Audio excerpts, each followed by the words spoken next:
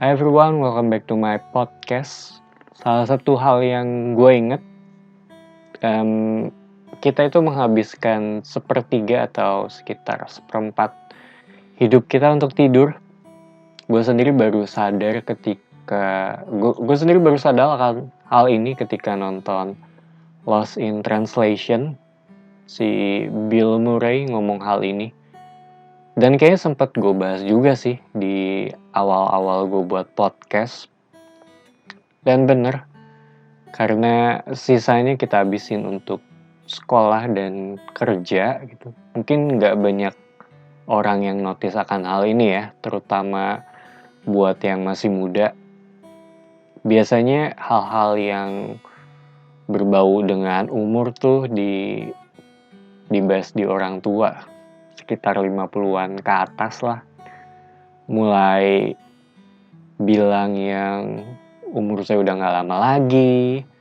Gak tahu sih itu dihitung midlife crisis atau enggak ya. Tapi salah satu hal yang gue perhatiin selama ini gitu dari orang-orang yang ngomong gini atau orang-orang yang minta mati cepat gitu. Biasanya itu gak mati-mati sih. Biasanya umurnya malah panjang. Yang setelah gue pikir-pikir, kenapa hal ini bisa kepikiran oleh mereka ya. Karena menurut gue loh ya, mereka itu bisa dibilang kehabisan tujuan hidup sih. Karena yang tadinya mereka baru menikah, mereka punya anak, terus ngebesarin anak-anak mereka, dan sekarang anaknya udah besar, udah punya penghasilan sendiri, dan sekarang mereka bingung mau ngapain gitu, karena mereka merasa tujuannya udah selesai. Mereka kehilangan purpose mereka sih. Akhirnya hidup mereka jadi cuma repetisi, karena setiap orang pasti punya titik bosan ya. Syukur-syukur ada yang bisa nge-handle hal itu. Dan hal ini tentu beda ya dengan yang punya pasangan tapi nggak punya anak. Pola pikir mereka juga berbeda, tujuannya juga pasti berbeda ya. Bahkan dengan yang nggak menikah juga akan different. Yang jadi salah satu concern mungkin buat semua orang adalah pas masa tua nanti gitu. Anak belum tentu jadi jaminan akan ngurusin lu sih. Bisa aja umur lu lebih panjang dari umur mereka. Karena normalnya kebanyakan orang tua kan selalu punya ekspektasi kalau anak mereka akan lebih panjang umurnya dari umur mereka ya. Padahal belum tentu juga. Dan kebanyakan orang juga punya ekspektasi kalau anak mereka akan ngurusin mereka pas tua nanti gitu. Padahal kenyataannya juga belum tentu. Walaupun sebagian besar yang gue lihat sih iya ya, bener ya. Gue punya cerita sih. Gue gak tahu ya gue pernah ceritain atau enggak, cuma kayaknya gue pernah ya. Jadi pas gue ke rumah sakit, gue ngeliat ada satu anak nganterin orang tuanya ke rumah sakit juga gitu untuk berobat. Dan di sana tuh kelihatannya lagi orang tuanya itu diomel-omelin. Kasihan sih. Karena bisa aja taunya nggak lama orang tuanya meninggal dan hal yang terakhir dia lakukan adalah ngomelin orang tuanya gitu. Minta maaf juga nggak bisa kan karena udah meninggal juga.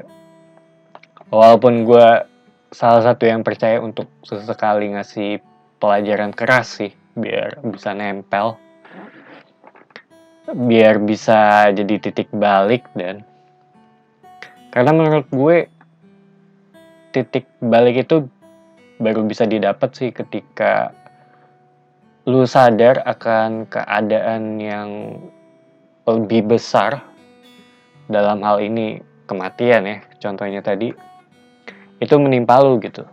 Menurut gue kalau cuma cuap-cuap doang sih jarang sih yang bisa kena, atau jarang yang bisa benar-benar mengubah orang ya.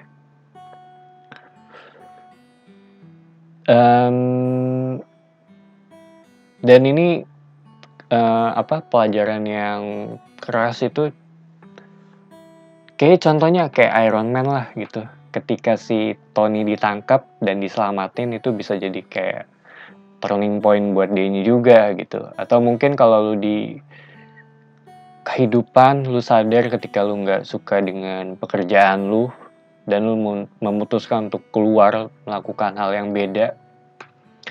Soalnya kan hidup dengan fisik lu yang sekarang ini kan nggak lama gitu. Dan nggak tahu juga apakah lu masih punya consciousness dan memori lu sekarang atau enggak setelah lu mati. Karena menurut gue kita hanya sebatas pikiran dan kesadaran kita sih. Cogito ergo sum ya. Aku berpikir maka aku ada kalau nggak salah. Dan salah satu ketakutannya ketika, mungkin salah satu ketakutan banyak orang juga ya, ketika memori itu perlahan hilang gitu. Karena itu kan bagian dari diri kita ya selama ini.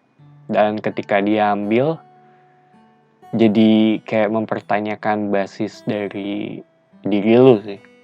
Serem sih tapi kenyataannya kayak gitu. Agak-agak out of topic ya. Dan mungkin kayaknya nggak banyak juga yang kepikiran sampai sejauh ini. Terutama buat yang masih di bawah 30-an. By the way, lu tau gak kalau manusia tuh satu-satunya makhluk hidup yang sadar bahwa akan meninggal atau akan mati sejak awal. Cuma karena kita terbiasa atau tertumpuk dengan rutinitas ya. Jadi kayaknya kayak ketutup-tutup gitu, jadi nggak kepikiran. Dan bicara mengenai meninggal, gue sendiri pernah dioperasi. Waktu itu operasi besar sih. Jadi usus gue tuh dipotong sekitar 30 cm, sekitar 20 sampai 30 cm. Gue lupa exactnya berapa. Dan dipotong, terus disambungin lagi dan dijahit lagi. Kedengarannya agak serem sih. Sekarang ususnya ada di freezer tempat gue tinggal. It's a long story gitu kenapa bisa ada di situ. Menurut gue itu salah satu near death experience kali ya yang real yang pernah gue alami sejauh ini.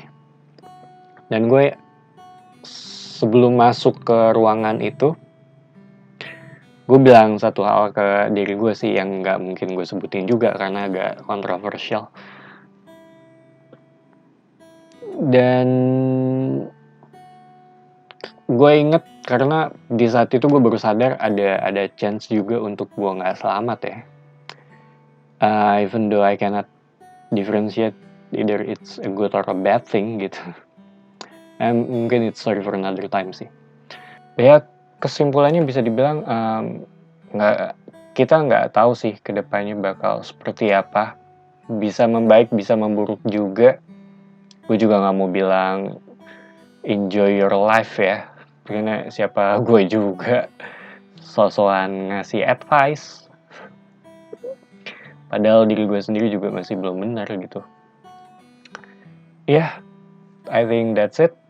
Thank you for listening. It's me, Patrick, signing off.